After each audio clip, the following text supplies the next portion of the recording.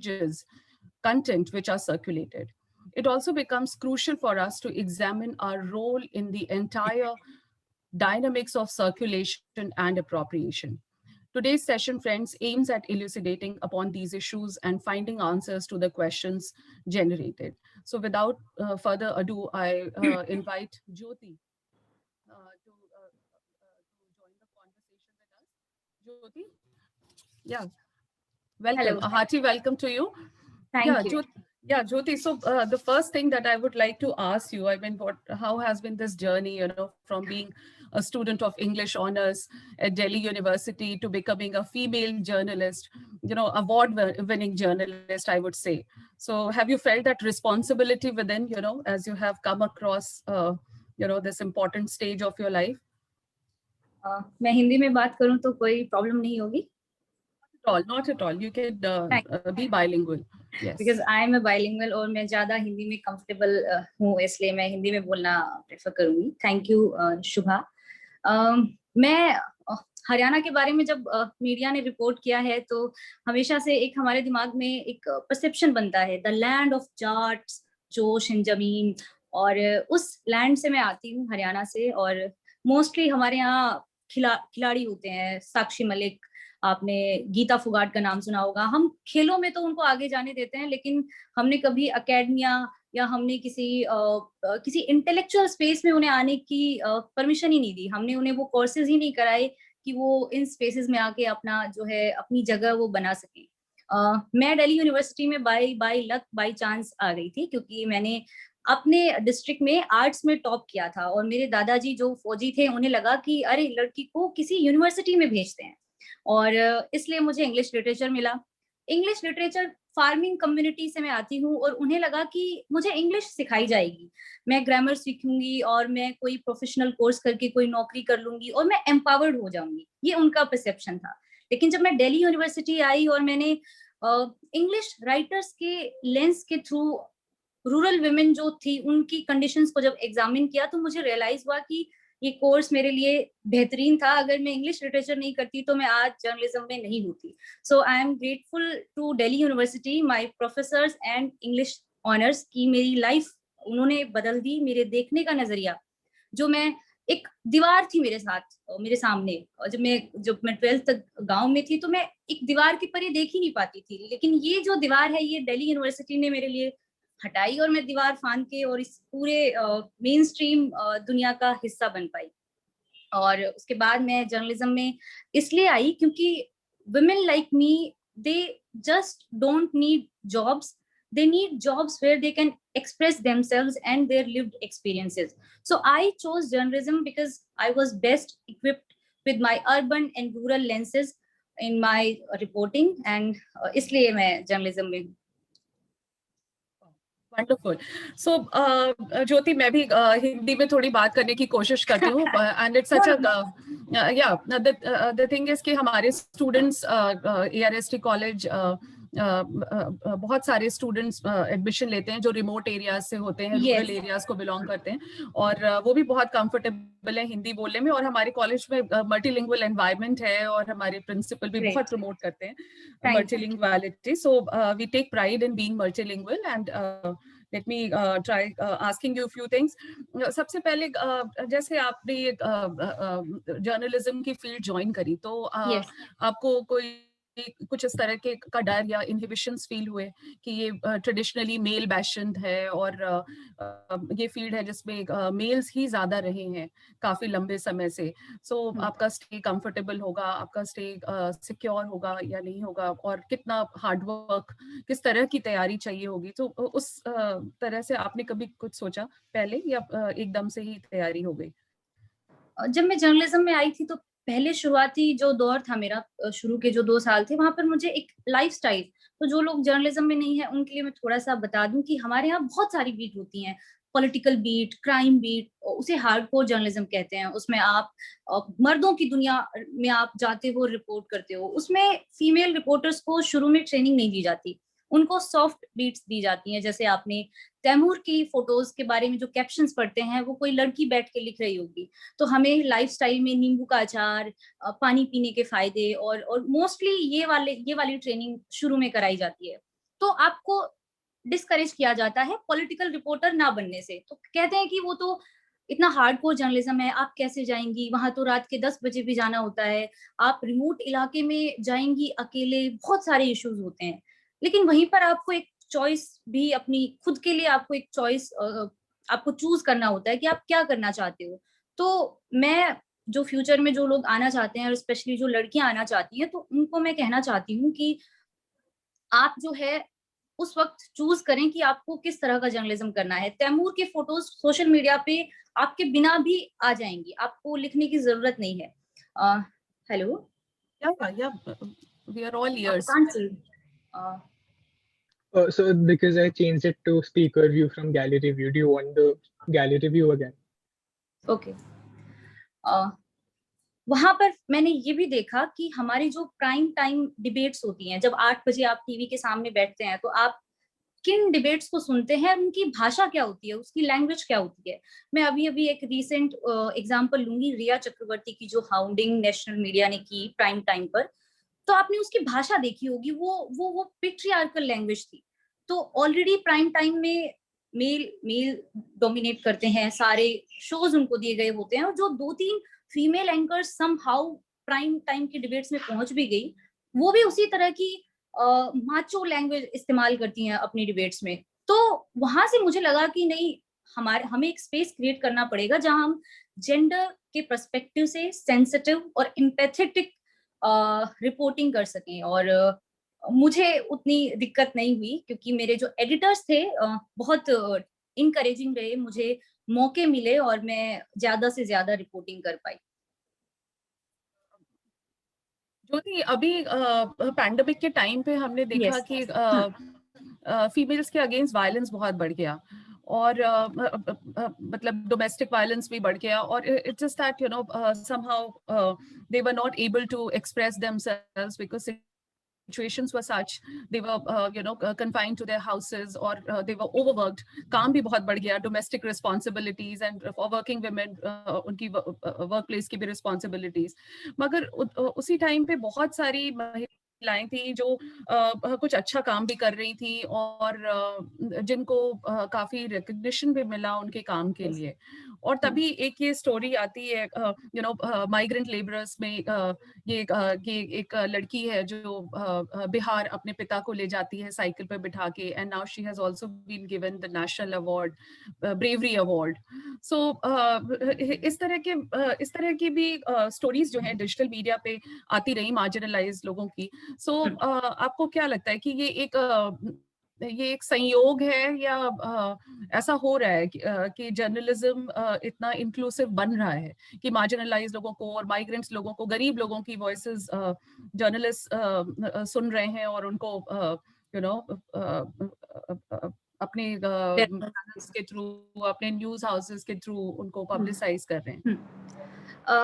अभी जो digital journalism का जो इमरजेंस हुआ है पिछले 4-5 सालों में, ज्यादा से ज्यादा पोर्टल्स आपको ऑनलाइन दिखने लगे हैं, तो उनके आने से एक आशा की किरण दिखती है कि वो लोग ज्यादा डेमोक्रेटिक हैं, ज्यादा लिबरल हैं, ज्यादा प्रोग्रेसिव हैं, और वो मार्जिनाइज सेक्शंस को भी अपनी रिपोर्टिंग में इंक्लूड करते हैं। और ये thanks to digital media platforms जो इंक्लूसिव हैं, इसी वजह से हमें माइग्रेंट्स की बिहार के कोने से हमें एक रिपोर्टिंग देखने को मिली, चाहे वो ज्योति कुमारी थी जो साइकिल पर अपने पिताजी को लेकर गई, या फिर बरखा दत्त ने जैसे महाराष्ट्र, केरला, वहां तक जाकर रिपोर्टिंग की। टीवी में या फिर जो न्यूज़पेपर्स थे उनमें पहले जगह ही नहीं थी। आपको जो मेन आपका फ्रंट पेज है, उस पर आपको सिर्फ पॉलिटिकल न्यूज दिखाई देती थी। सारा स्पेस जो है वो पॉलिटिक्स उसे खा जाती थी। लेकिन अभी धीरे धीरे मुझे लगता है कि ज्यादा से ज्यादा रिपोर्टिंग हो रही है, और ये जो यंग रिपोर्टर्स हैं उनको क्रेडिट भी जाता है, क्योंकि वो ज्यादा डेमोक्रेटिक हैं इस वजह से। कॉन्वर्सेशन को आगे बढ़ाने के लिए I will invite Sarthak and Deepak to take up questions from our attendees. Yes. Let me tell you, Jyoti, that our students are pretty excited to interact with you, and you have huge fan following on Instagram and Twitter. I could see that, and we are expecting a hearty conversation today. Yes, students, Sarthak? Yeah, ma'am. Yes, ma'am, absolutely. Because it's quite uncommon to see a female journalist, doing a webinar. So the students had a lot of questions. I mean, the sort of anticipation we had about this webinar was quite energetic. So with that, if any of you have any questions that you want to ask Ms. Jyoti Yadav, please raise your hands.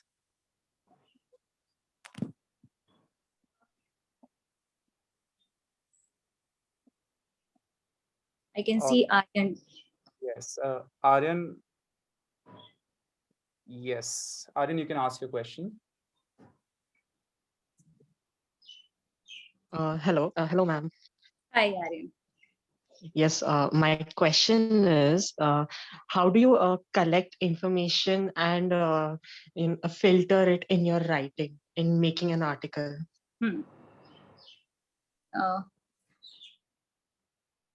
जब हम India के remote किसी गांव में reporting करने जाते हैं तो हम सबसे पहले जो हमारी कॉन्स्टिट्यूशनल बॉडीज हैं, ग्राम पंचायत, डिस्ट्रिक्ट मजिस्ट्रेट, एसपी या फिर जो एमएलए है या जो एमपी है उस इलाके का, वो उन्हें ड्यूटीज दी गई हैं कि आप किसी के साथ भी इनजस्टिस ना होने दें और आपका काम है जस्टिस को इंश्योर करना।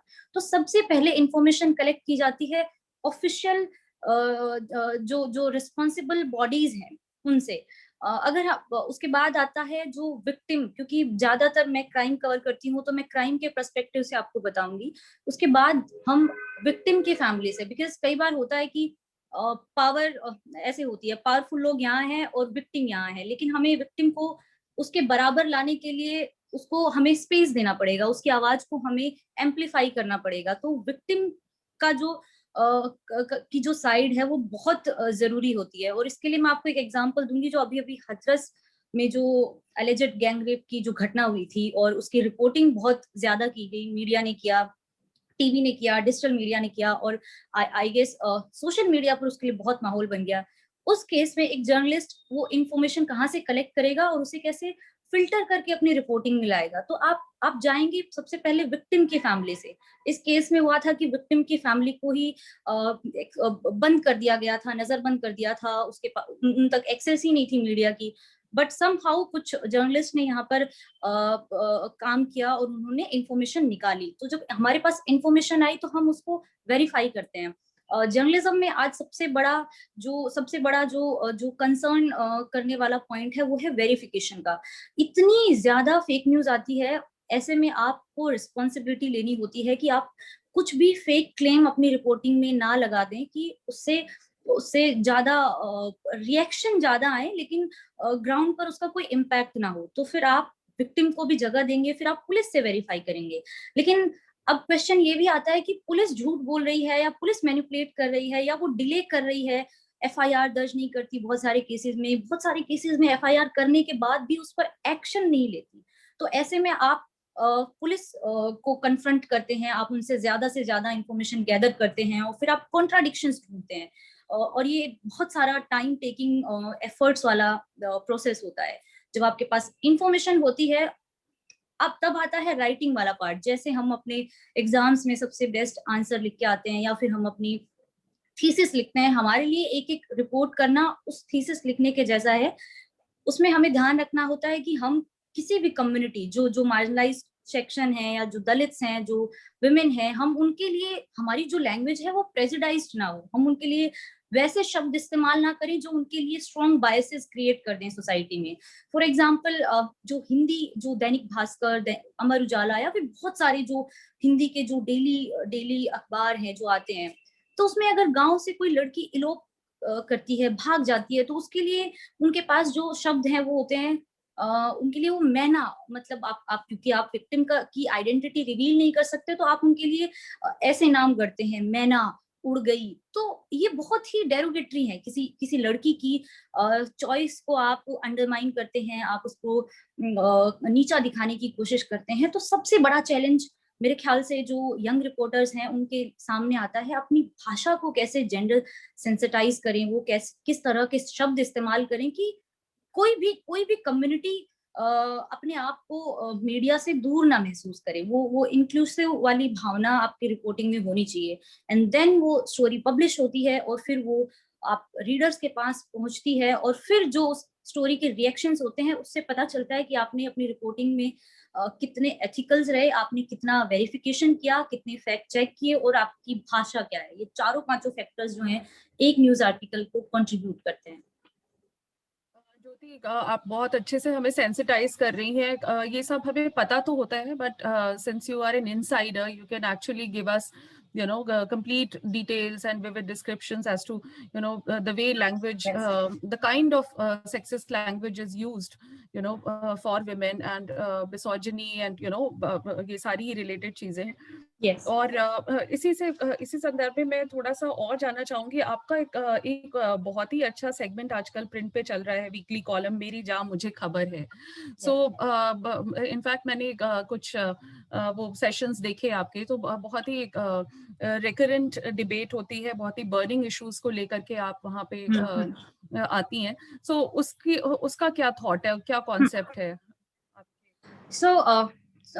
हमारा जो जर्नलिज्म है, बहुत सारे लोग इंडियन एक्सप्रेस पढ़ते होंगे, द हिंदू पढ़ते होंगे, और जो उनका एडिटोरियल है वो यूपीएससी की तैयारी के लिए भी काम आता है, और हम वो सिमिलर बायलाइंस देखते हैं जो 60 सालों से हमारे इंडिया के डिस्कोर्स को वो हमारे इंडिया का डिस्कोर्स किस डायरेक्शन में जाएगा वो 60-70 बायलाइंस तय करती हैं।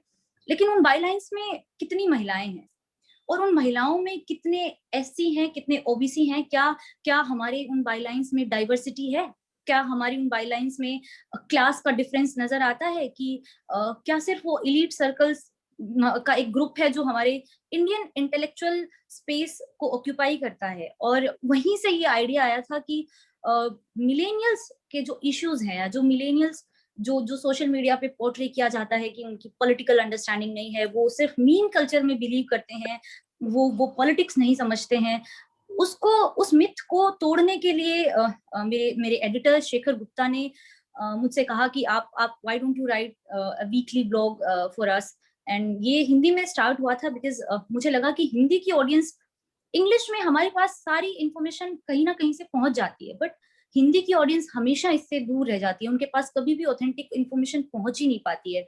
और जो हम इंफॉर्मेशन के बाद जो हम पर्सपेक्टिव की बात करते हैं, क्योंकि एक आर्टिकल सिर्फ इंफॉर्मेशन नहीं होता, हम उसमें हम बताते हैं एक पर्सपेक्टिव भी आखिरी में आप देने की कोशिश करते हैं कि इस केस में ये गलत या ये सही आप ऐड करते हैं, ताकि सिर्फ इंफॉर्मेशन से एक जो है एक कल्चर ऐसा क्रिएट ना हो जाए कि किसी कम्युनिटी या फिर किसी एक पर्सन के खिलाफ माहौल ना बन जाए। और ऐसा पास्ट के बहुत सारे केसेस में हुआ है, आरुषि तलवार का केस हो या रिया चक्रवर्ती का केस हो, बहुत सारी इंफॉर्मेशन हमारे पास आई, व्हाट्सएप चैट्स लीक हुई, लेकिन उस इंफॉर्मेशन के साथ पर्सपेक्टिव मिसिंग था, और इसी वजह से इतना सारा क्योस हमारी सोसाइटी में क्रिएट हो गया, इतना सारा डिवाइड हमें देखने को मिला, लोग धड़ों में बट गए।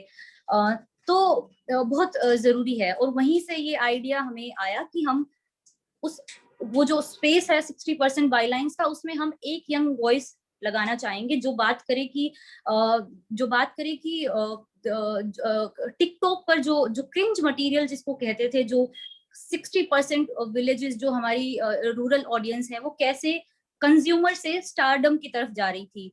और वहीं से मैंने लिखना शुरू किया। मैंने इंस्टाग्राम पर क्या हो रहा है, क्योंकि बहुत बार हम जो यंग जनरेशन है उसको हम डिमोनाइज करने की कोशिश करते हैं, हम अपने स्पीचेस में, अपने ट्वीट्स में बहुत बार ऐसा करने की कोशिश करते हैं कि यंग जनरेशन को पता नहीं है। तो वहीं से आइडिया आया था कि पता है लेकिन उसे लिखेगा कौन, और उसी लिखने के मकसद से हमने मेरी जहाँ मुझे खबर है शुरू किया।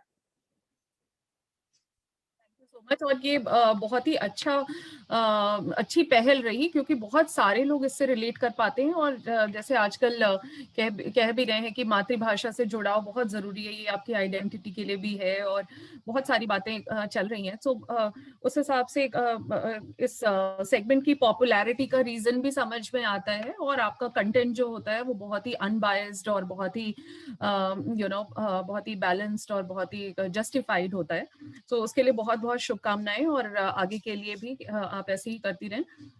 Can we have some more questions, Sarthak? I can see a lot of students are raising their hands. Yes. Hira, you can unmute yourself and ask the question.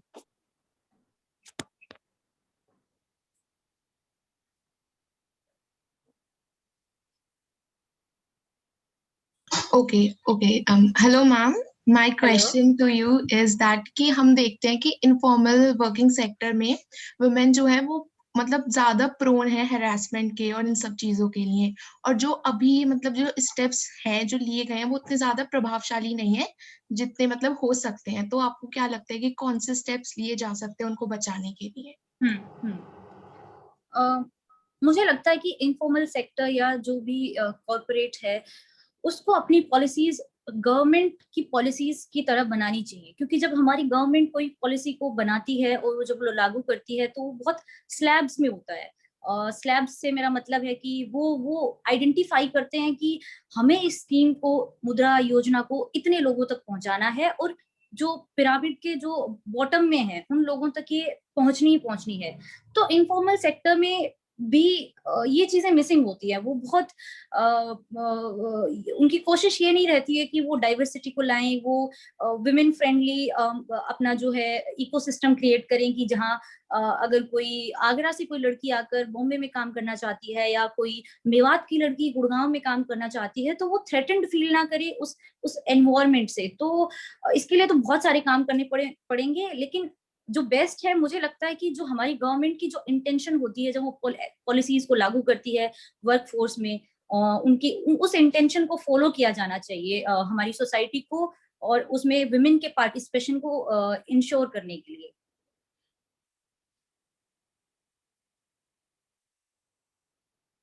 Thank you, ma'am.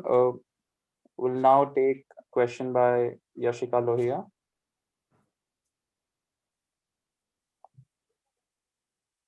Good afternoon, ma'am.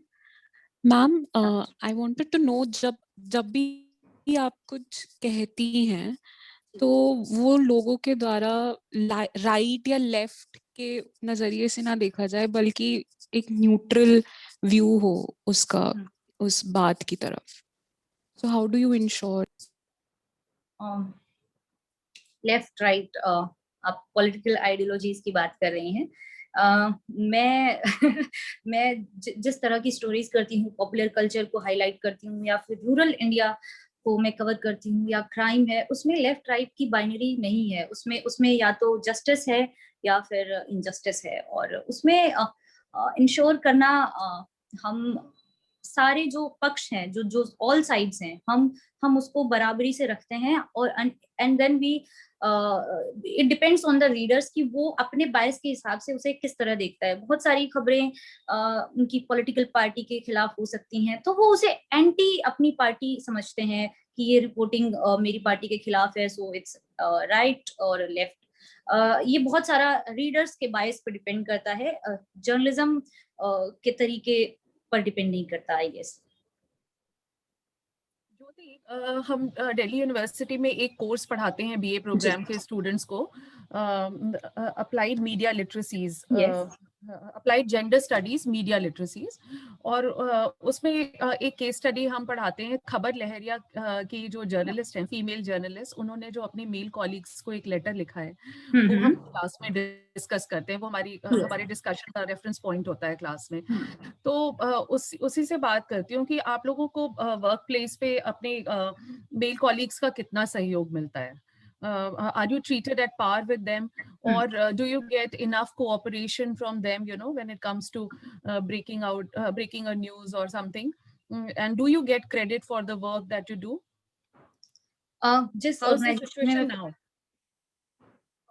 जिस organisation में मैं अभी हूँ, the print, यहाँ पर 80% female employees हैं और हमारी लीडरशिप पोजीशंस पर भी ज्यादातर फीमेल्स हैं। सो एनवायरनमेंट यहाँ पर डिफरेंट है जो बाकी मीडिया हाउसेस में होता है। तो यहाँ पर जब हमारी कॉम्पिटिटर्स भी फीमेल्स हैं, हमारे कलीग्स भी फीमेल हैं, और वो माहौल एक एम्पावर्ड करने वाला है, इनकरेज करने वाला है, इंस्पायर करने वाला है। सो मोस्टली हमारी अगर हम होम मिनिस्ट्री की कोई खबर ला रहे हैं या फिर हम पॉलिटिकल पार्टीज की कोई खबर ला रहे हैं, सब फीमेल रिपोर्टर्स लेकर आती हैं। तो बहुत इंस्पायरिंग कल्चर है। बट इन जनरल अगर मैं बात कहूँ आपको, ओवरऑल मीडिया का जो व्यू आपको मैं बताऊं, तो मैंने जैसा शुरू में बात इसी से शुरू की थी कि फीमेल रिपोर्टर्स को लाइफस्टाइल में लगाने की कोशिश की जाती है, उनको पॉलिटिकल जर्नलिज्म से दूर रखा जाता है। तो ऐसे में उनसे जो अच्छी खबरें होती है उनका क्रेडिट छीनने की कोशिश तो होती है। लेकिन अभी टाइम्स आर चेंजिंग और ज्यादा से ज्यादा फीमेल्स जर्नलिज्म में आना चाहती हैं, और वो बहुत ही एक पॉजिटिव साइन है कि जो हमारा जर्नलिज्म का इनका जो अभी जो माहौल है, या जो पहले माहौल रहा, पहले की जो फीमेल जर्नलिस्ट हैं उन्होंने जो फेस किया, आई होप फ्यूचर में वैसा नहीं रहेगा। तो थोड़ा सा चेंज हम देख पा रहे हैं, और may be this is because of social media, digital media, ये हो पा रहा है। Absolutely, ma'am. heartening है. Yes, Yes. Sarthak, go ahead. We'll now take question by Sayantan.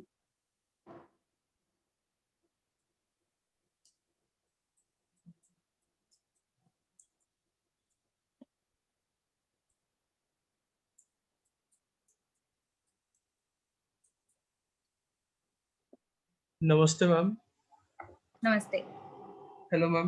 Ma'am like क्या आपको लगता है कि भारतीय समाज में जो जेंडर इक्वालिटी के बेसिस पे जो डिवाइड है वो कहीं ना कहीं अभी भी मेजॉरिटी सेक्शन समझ नहीं पाई है? जेंडर इक्वालिटी को मेजॉरिटी सेक्शंस समझ नहीं पाए हैं। लाइक जो डिवाइड है मतलब जेंडर के बेसिस पे जो डिवाइड है, जो इक्वालिटी नहीं हम अचीव कर पा रहे हैं, और जो इंक्रीजिंग डिवाइड है वो कहीं ना कहीं पे अभी भी भारतीय समाज समझ नहीं पाई है। क्या आपको ऐसा लगता है? मेरा ये सवाल है। अभी जैसे 10 साल पहले ये जो पूरी सिचुएशन थी थोड़ी सी डिफरेंट थी, बट जैसे ही जो हमारे पूरे इंडिया में जो ई रिवोल्यूशन आया है, डिजिटल रिवोल्यूशन आया है, इंटरनेट की पहुंच गांव के एक मजदूर तक भी है, तो हम सोसाइटीज का इक्वल पार्टिसिपेशन तो है, लेकिन उसने कई सारे डिवाइड्स भी क्रिएट कर दिए हैं, और जेंडर का जो डिवीजन है वो तो बहुत ज्यादा नजर आता है। पूरे पेंडेमिक में इंटरनेट पर हमारी ज्यादातर जिंदगी इंटरनेट पर गुजर रही थी, चाहे सोशल मीडिया एप्स हो, चाहे जूम मीटिंग्स हो, और जब इस तरह की महामारी ने हमारी जो डिपेंडेंसी है जो सोशल मीडिया या डिजिटल मीडिया पर, वो बढ़ा दी, और यहीं से वो डिवाइड्स ज्यादा क्लियर नजर भी आने लगे। क्योंकि मैं मीडिया से हूं, तो मैं आपको जर्नलिज्म के कई सारे केसेस से समझा सकती हूँ कि ये जेंडर डिवाइड जो है वो कैसे निकल कर आया। तो सबसे बड़ा केस जो हाथरस का जो केस था, उसमें मीडिया का एक पक्ष कह रहा था कि विक्टिम के साथ गलत हुआ, जस्टिस नहीं मिला, लेकिन जो दूसरी जो मेजोरिटी है, जो डोमिनेंट कम्युनिटीज हैं, उनकी भाषा थी कि that girl had an affair with the accused. वो एक तरह से उसके जेंडर को टारगेट करने की कोशिश कर रहे थे। तो वही मैं फिर से कह रही हूँ कि हमारी रिपोर्टिंग बहुत जेंडर सेंसिटिविटी फैलाने वाली होनी चाहिए, ताकि जो फीमेल्स हमारी रिपोर्टिंग को पढ़ रही हैं, जो स्कूली बच्चे हमारी रिपोर्टिंग को पढ़ रहे हैं, वो जब बड़े हो तो उनका जो नजरिया है वो बायस्ड ना रहे महिलाओं के खिलाफ।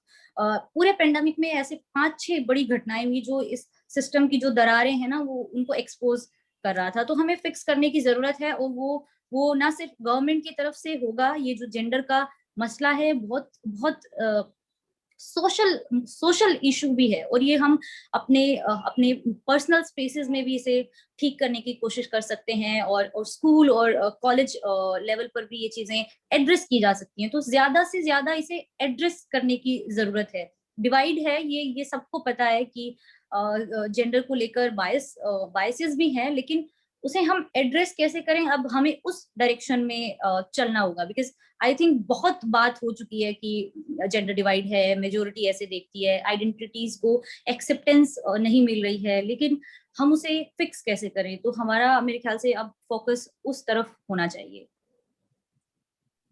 मैम, इसी के संदर्भ में मेरा भी एक सवाल था। आपने बात करी कि किसी एक मुद्दे पर पक्ष विपक्ष बन जाते हैं मीडिया के अंदर ही, तो उसके बहुत डिफिकल्ट हो जाता है हमें समझना कि किस पर भरोसा किया जाए। Because journalism is like basically आप जो कह रहे हो, आप ही हो हमारा जरिया जिसके मीडियम से हम लोग देख पा रहे हैं वर्ल्ड को।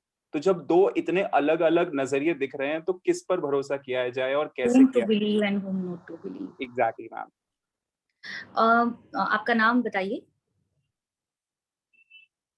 मैम दीपक है। दीपक, आपको आइडेंटिफाई करने पड़ेंगे वो सोर्सेज जिन पर आप रिलाई कर सकें।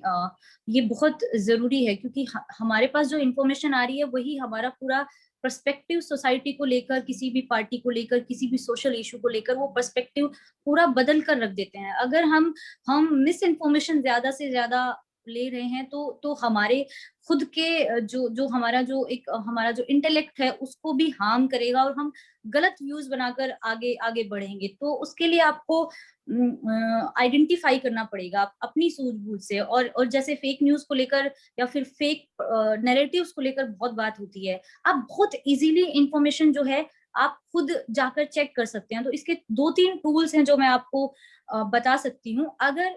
अगर कोई मीडिया एफआईआर की कॉपी को मैनिपुलेट करके बता रहा है, अगर आपको वो सही सेक्शंस नहीं बता रहा है, तो आप खुद जाकर पुलिस वेबसाइट जो है, पुलिस स्टेशंस की जो वेबसाइट्स हैं हर स्टेट या फिर सेंट्रल जो ये न्यू दिल्ली पुलिस है, सब एफआईआर की कॉपीज को ऑनलाइन अवेलेबल कराते हैं। आप वहां से खुद वेरीफाई कर सकते हैं।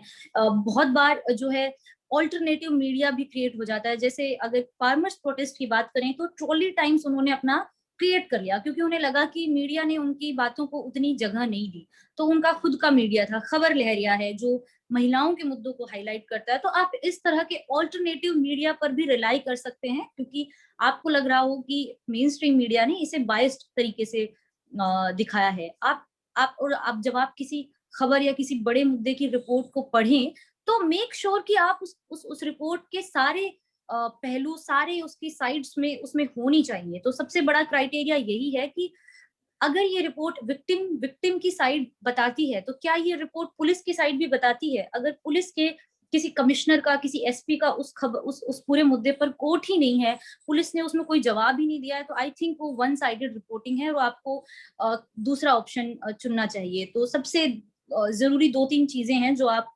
चेक कर सकते हैं। और बहुत जरूरी है इन्फॉर्म्ड सिटीजन होना।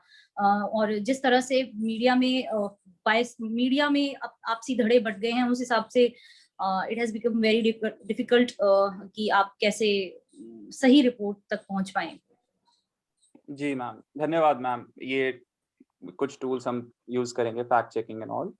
अगला सवाल वैष्णवी, आप पूछ सकते हैं।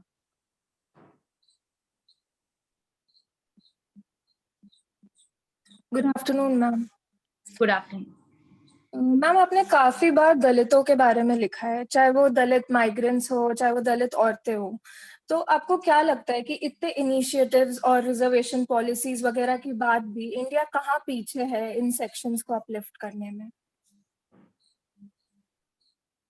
गवर्नमेंट की तरफ से बहुत कोशिशें होती हैं, क्योंकि हम सेंट्रल मिनिस्ट्रीज को कवर करते हैं। मैं सोशल जस्टिस मिनिस्ट्री कवर करती हूँ, WCD जो वुमेन एंड चाइल्ड डेवलपमेंट है, या फिर स्किल इंडिया है जो कि यूथ को स्किल करना चाहता है।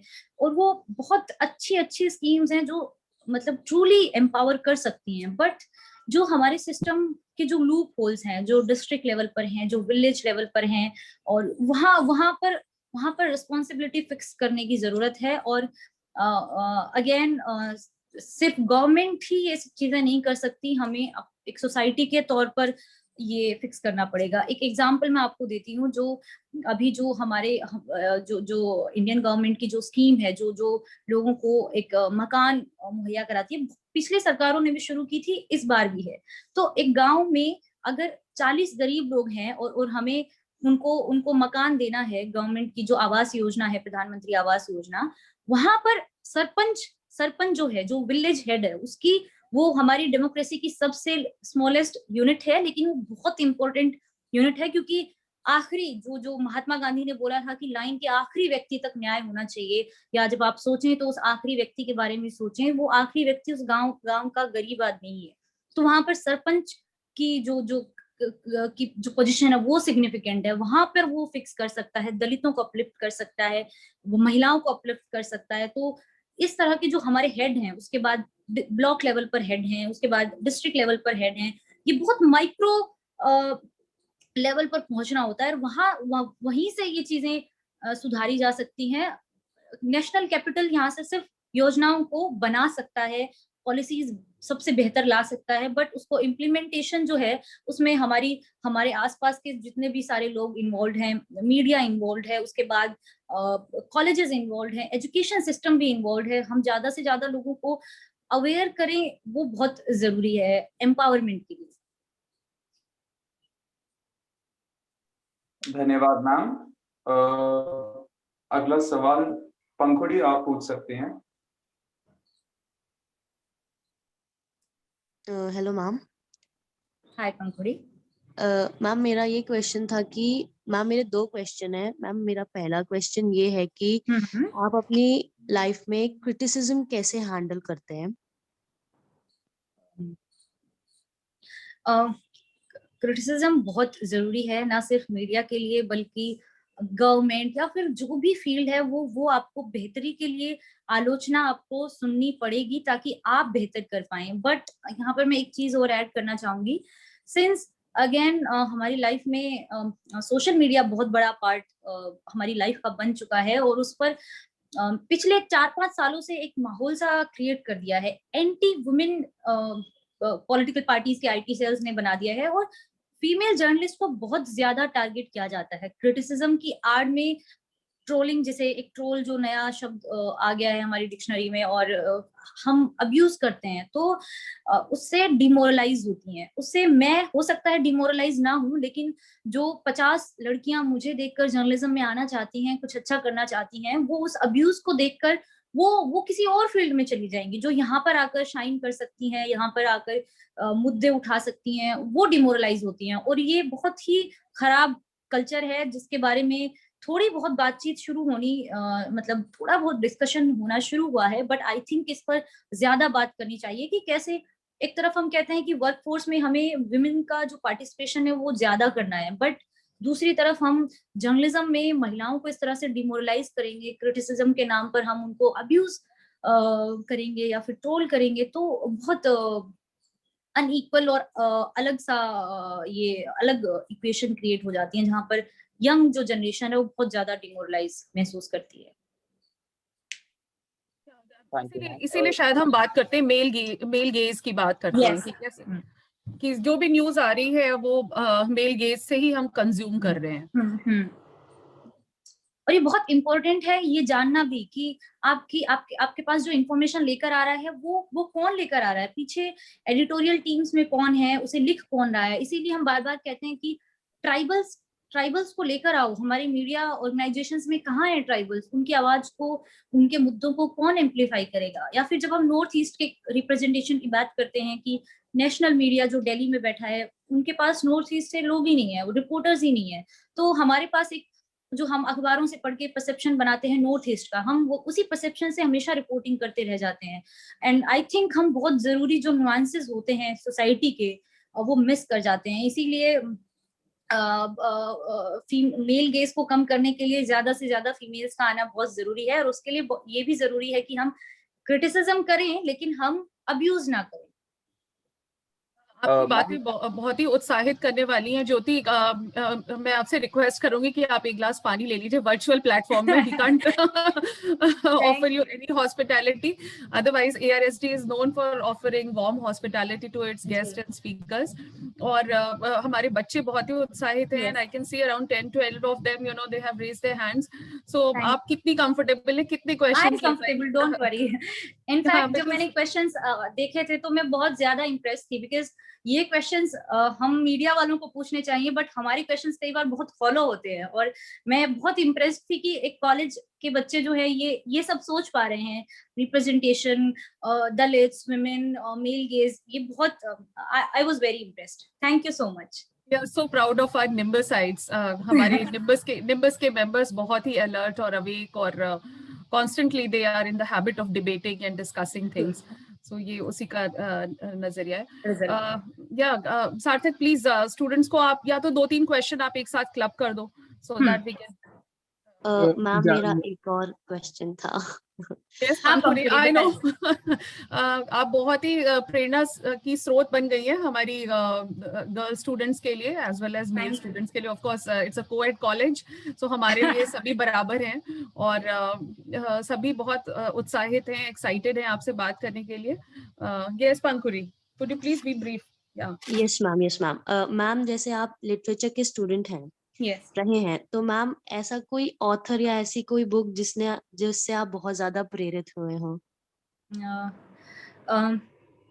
ऐसी कोई बुक नहीं थी। जो लोग दिल्ली एनसीआर के हैं, जो रिमोट एरिया से आए हैं, जो स्टूडेंट हैं, आई गेस वो भी मेरी तरह एक्सपीरियंस उनका रहा होगा, क्योंकि क्योंकि फार्मिंग कम्युनिटीज या जो लेबरर कम्युनिटीज हैं, हमारी कम्युनिटीज में कभी लिटरेचर, हमारे ऊपर लिटरेचर लिखा बहुत गया है, लेकिन हम तक कभी वो पहुंचा ही नहीं। सो बचपन में जब मैंने प्रेमचंद की वो पूस की रात कहानी पढ़ी, एंड मैं अपनी माँ के साथ खेत में थी, एंड आई लिटरली क्राइड। मुझे लगा कि किसी दूर के लेखक ने हमारे बारे में कैसे लिख दिया, उसे कैसे पता चल गया कि हमें अपनी खेती से इतना प्यार है, हम रात के 3 बजे तक जाग सकते हैं। और मैं बहुत ज्यादा उसने मुझे मूव किया बहुत ट्रूली।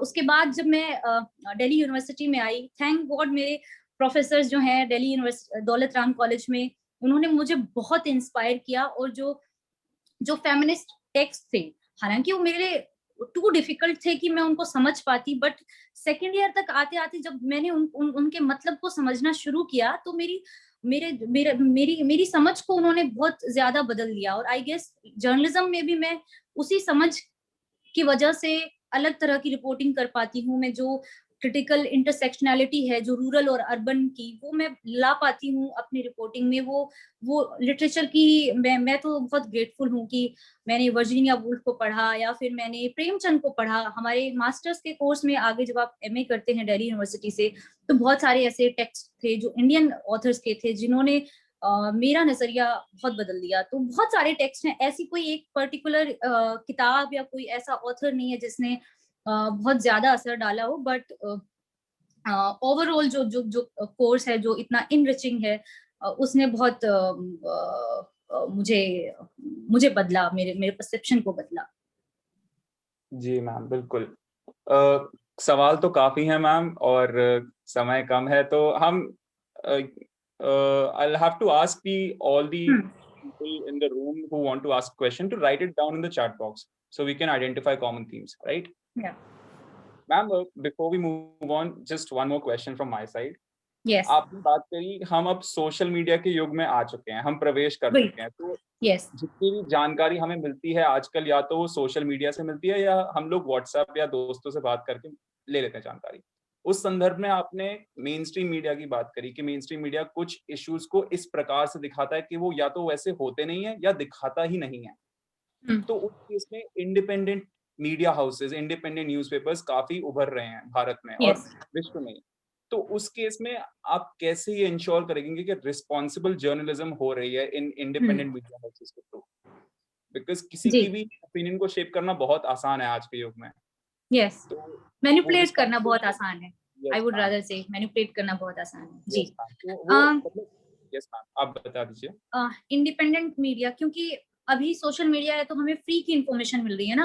हम रिचार्ज कराते हैं और हमें 3 महीने तक हम यूट्यूब पर वीडियोस देखते हैं, इंस्टाग्राम पर हम स्टोरीज देखते हैं, ट्विटर पर हम डिबेट्स देखते हैं, और हम फेसबुक से न्यूज आर्टिकल्स देख लेते हैं, और हम कभी भी न्यूज के लिए पे नहीं करते। तो जो इंडिपेंडेंट मीडिया के जो ऑप्शंस हमारे पास आने लगे हैं, फॉर एग्जांपल मैं ऑल्ट न्यूज का नाम लेना चाहूंगी यहाँ पर, जो फेक न्यूज को बहुत उसको बस्ट करता है, और वो हमें बताता है कि इस वायरल वीडियो के पीछे सच क्या था। आपने तो ये वीडियो देख लिया, आपने 10 व्हाट्सएप ग्रुप्स में फैला दिया, लेकिन क्या सच में जो इन्फॉर्मेशन इसके साथ आई थी वो सही थी या गलत थी? तो ऑल्ट न्यूज को सरवाइव करने के लिए या इंडिपेंडेंट मीडिया को सरवाइव करने के लिए हमें वी हैव टू पे, हमें सही इंफॉर्मेशन के लिए पे करना पड़ेगा। क्योंकि जब न्यूज चैनल्स की फंडिंग किसी पॉलिटिकल पार्टी से होती है, या कोई बड़े कॉर्पोरेट घराने जब हमें फंड करते हैं, सो वो मीडिया हाउसेस बायस हो जाते हैं कुछ मुद्दों को लेकर।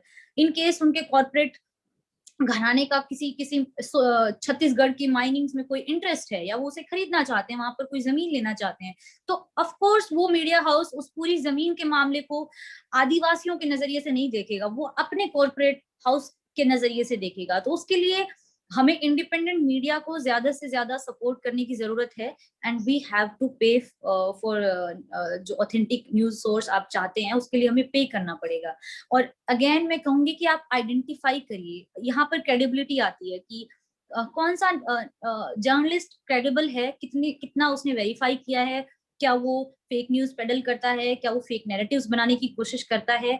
और जब तक उसके रिपोर्टिंग में जो मार्जिनलाइज सेक्शंस हैं उनके लिए वो एम्पैथेटिक नहीं है, वो ऑलवेज मॉक करता है, तो आई गेस आपको वहां पर क्वेश्चन करने की जरूरत है। और इन द एंड आपके पास कुछ मीडिया हाउसेज और कुछ जर्नलिस्ट ऐसे होंगे जिनसे आप ऑथेंटिक इंफॉर्मेशन पा सकते हैं और ज्यादा इन्फॉर्म्ड सिटीजन और सेंसिटिव सिटीजन बन सकते हैं, जो हमारी डेमोक्रेसी के लिए बहुत जरूरी है।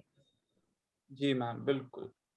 अगला सवाल सहिष्णु आप पूछ सकते हैं। सहिष्णु के बाद जितने भी सवाल पूछे जाएंगे वो चैट बॉक्स के थ्रू पूछे जाएंगे एंड वो सार्थक आपके सवाल रीड कर देंगे। तो जिसको भी सहिष्णु के अलावा सवाल पूछने हैं कृपया आप अपने चैट बॉक्स में सवाल लिख दीजिए। जी सहिष्णु, आप सवाल पूछ सकते हैं। Good afternoon ma'am. Good afternoon. मेरा एक क्वेश्चन है, वो एक ऑब्जर्वेशन पे बेस्ड है। मैं बहुत सारा न्यूज़ पढ़ता हूँ, मैं प्रिंट के भी काफ़ी आर्टिकल्स पढ़ता हूँ और मुझे काफ़ी अच्छे लगते हैं, काफ़ी फैक्चुअल होते हैं, खासकर इकोनॉमिक बेस्ड आर्टिकल्स। पर मेरी एक स्लाइट ऑब्जर्वेशन है सारे न्यूज़ पोर्टल से और हर चीज़ से, कि जब भी कोई माइनॉरिटी या ऐसे लोगों से क्वेश्चन, ऐसे लोगों के बारे में इंसिडेंट होता है, फॉर एग्जांपल दलित इंसिडेंट और मुस्लिम इंसिडेंट और एनी, तो हम लोग either treating that as a crime against a human, we treat this as a crime against a Dalit or a Muslim or a so-called person from a particular community. And हिसाब से इसके अंदर ना, इसके साथ में एक नेगेटिव सी connotation जुड़ी होती है कि ये लोगों के दिमाग में फिर ज्यादा सिचुएशन को ज्यादा ग्रेव बनाने के लिए होता है। मे बी वो एक क्राइम हो सकता है सिंपली बिकॉज वो गुस्से में था या वो किसी भी रीजन में था, पर वो एक दलित की कॉनोटेशन जुड़ जाए या वो मुस्लिम की कॉनोटेशन जुड़ जाए तो it create impact on social harmony of the society. So I have a question based on that particular observation only.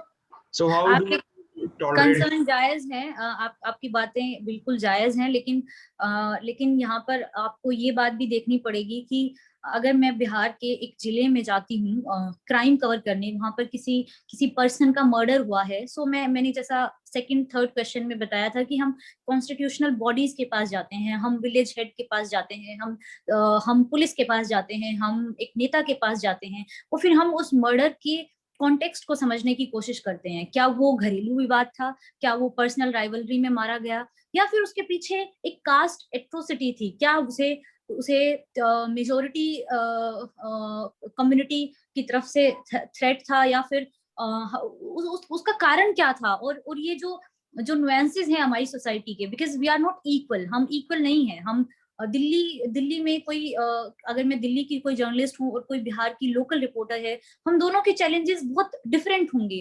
वो अलग तरह की मिसोजिनी देख रही होंगी बिहार के पटना में बैठकर, और दिल्ली में होकर मैं अलग सर्कल्स में अलग तरह की मिसोजिनी फेस करती हूँ। सो हम इक्वेट नहीं कर सकते मेजोरिटी और माइनॉरिटी को। हमारी जो डेमोक्रेसी है, जो हमारा लोकतंत्र है, वो हमें हमारी माइनॉरिटीज के राइट्स को प्रोटेक्ट करना है, उनके इंटरेस्ट को प्रोटेक्ट करना है, और हमें अभी इक्वालिटी की तरफ हम जा रहे हैं, अभी है नहीं ना।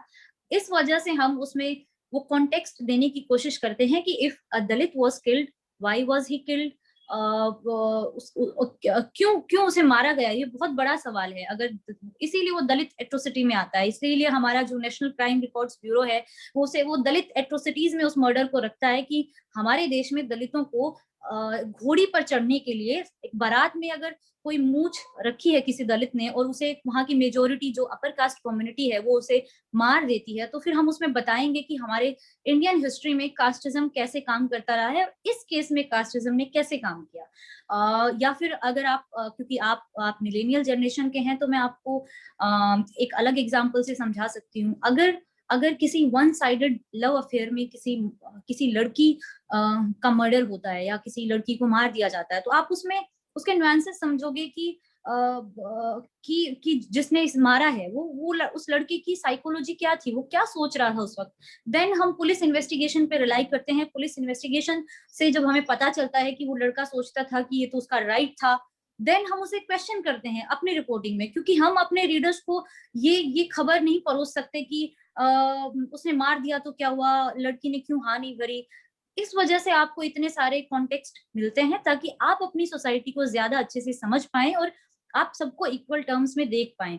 सोशल कई बार, लेकिन आपका कंसर्न बहुत जायज है, क्योंकि कई बार रिपोर्टिंग में सेंसेशनलिज्म लाने के लिए हम जबरदस्ती अगर किसी चीज को एम्पलीफाई कर रहे हैं, देन वो सोशल हार्मनी को थोड़ा सा हार्म करती है और वो बहुत गलत है। बट हम ये नहीं कह सकते कि आपने किसी दलित के मर्डर में उसके साथ दलित आइडेंटिटी को क्यों जोड़ा, क्योंकि आपको मैंने जैसे बताया कि क्या क्या कारण होते हैं, हम आइडेंटिटीज को जोड़ते हैं, हम उसके कॉन्टेक्स्ट को समझने की कोशिश करते हैं। जेंडर के जब महिलाओं के मर्डर होते हैं या गैंग रेप की जो घटनाएं होती हैं, उनमें हमें सब चीजें समझनी पड़ती हैं, और इसी वजह से हमारी हेडलाइंस में जब आप पढ़ते हैं, हो सकता है आप ट्रिगर भी होते हो, और शायद उद्देश्य कई बार ट्रिगर करने का ही होता है कि आप अपने आप को क्वेश्चन करें, अपने बायसेस को क्वेश्चन करें, और मेरे ख्याल से वो बात तो जायज है। जी मैम, बिल्कुल सही बोला। मैम, हमारा टाइम थोड़ा कम है, इसलिए हम चैट बॉक्स वाले क्वेश्चंस तो अब नहीं ले पाएंगे, because we understand that you are on a very busy schedule as well, and we feel that this session was really helpful for us, because हमें पता लगा कि कैसे जर्नलिज्म हमारे इतने डाइवर्स कंट्री में काम करता है, कैसे रूरल और अर्बन एरियाज में चलता है। And it's really good to see कि पहले हम जब कोई सोशल चेंज या फेमिनिज्म जैसी चीज़ों की बात करते थे तो सिर्फ मेल पर्सपेक्टिव के थ्रू हमें बताया जाता था कि फेमिनिज्म क्या होना चाहिए, but thanks to journalists like you, we are also able to receive a female perspective on the same. So we're really thankful for you for taking out time from your busy schedule and interacting with us. It was really great for us. And I'd just like to hand over to Shubha ma'am to give you a thank you note. We're really thankful from the side of Nimbus. Thank you sir. Literature का एक reference दे रही हूँ, George Orwell का बहुत famous novel है 1984 and it says that all animals are equal but some are more equal than others. So ये equality, ये gender equality है या सोशल इंक्लूजन की बात है, ये तो लगता है ऑनगोइंग स्ट्रगल है. Yes. And it will continue for some more time, although changes are happening and things are shaping up and moving and kind of building up. लेकिन बहुत काम करने की जरूरत है, और ये बहुत आशा की किरण है कि आपके जैसे यंग जर्नलिस्ट हैं जो बिल्कुल अनकन्वेंशनल स्टोरीज को भी जगह दे रहे हैं, और जो मार्जिनलाइज सेक्शंस हैं उनको भी रास्ता दिखा रहे हैं, उनको भी मेन स्ट्रीम में प्रेजेंट कर रहे हैं. और I can't tell you Jyoti how much inspired our students are today, और मुझे बहुत सारे मैसेजेस आ गए हैं and they have really liked this conversation. In fact they are asking for another series, so that we can they would like to have an extended conversation on other subjects, but this was the first choice basically because ये हम पढ़ते भी हैं और हम बहुत perturb होते हैं, और दिल्ली यूनिवर्सिटी के छात्र आप जैसे जानती हैं कि वो पढ़ते हैं और सोचते हैं और वो बातें करते हैं, वो उसके बारे में बातें भी करते हैं, और निम्बस इस दिशा में एक उसने लीड ली हुई है, English debating society ARST college की, and thanks to our principal professor Gyantosh Kumar Jha for always helping us, encouraging us, and motivating us to push our limits. And I'm grateful to IQAC convener Dr. Vinita Tulli and also to Mr. Ravinder Pant for all the technical logistical support. My team Nimbus, Ishan, Sarthak, Komal, Deepak, and all the young chaps who have been working hard to make this event successful. और first and foremost ज्योति, आपको बहुत बहुत धन्यवाद, आपने इतना समय अपने busy schedule से निकाला और इतनी आत्मीयता से हमारे बच्चों से बात करी है. Thank you. They are going to remember it in their life time, और आई एम श्योर प्रिंट और इस तरह से बहुत ही द प्रिंट और इस तरह से बहुत सारे न्यूज चैनल्स हमारे बच्चों को एज इंटर्न्स एक्सेप्ट करेंगे, क्योंकि वो भी कुछ करना चाहते हैं. And thank you very much for joining us today, and all our attendees. I'm extremely grateful to you, and stay tuned for more events which Nimbus is going to bring in future. Thank you, Jyoti. Thank you so much. Have a good day. Have a good day. Just before we leave, I believe that Ishan wanted to take a picture. Yeah, we would like to have a group picture. All the Nimbus members would like to have a group picture. No.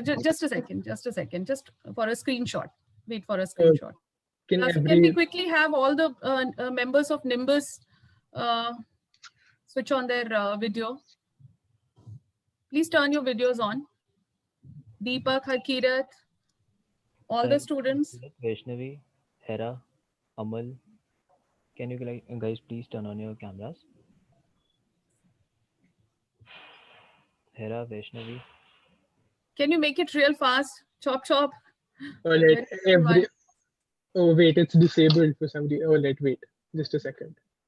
You need to change the settings.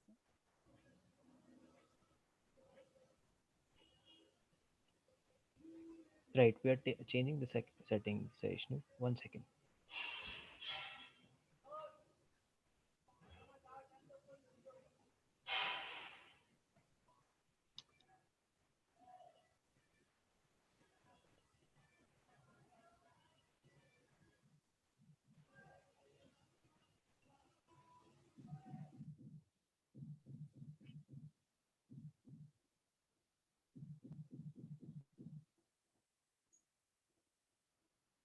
Okay, Ishan, can we just have a quick snapshot with the members that are already here?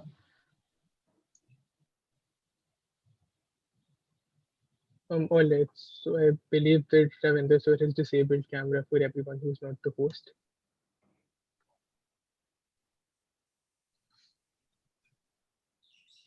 Alright then, if that setting is not allowed, then I'll take a screenshot of the members who are present here right now.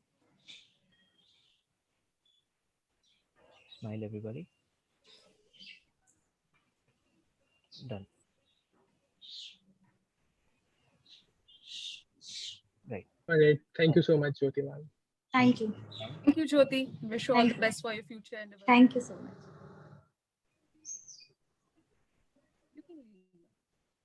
Okay, thank you, students. It was a great day. Right, thank you so much, ma'am. Yeah, you can, Ishan? Yes, ma'am. All the members can now leave. Ma'am, do you have anything to say? Or... No, nothing as such. So you're going to close the meeting, no? Yes, ma'am. Sarthak will close the meeting.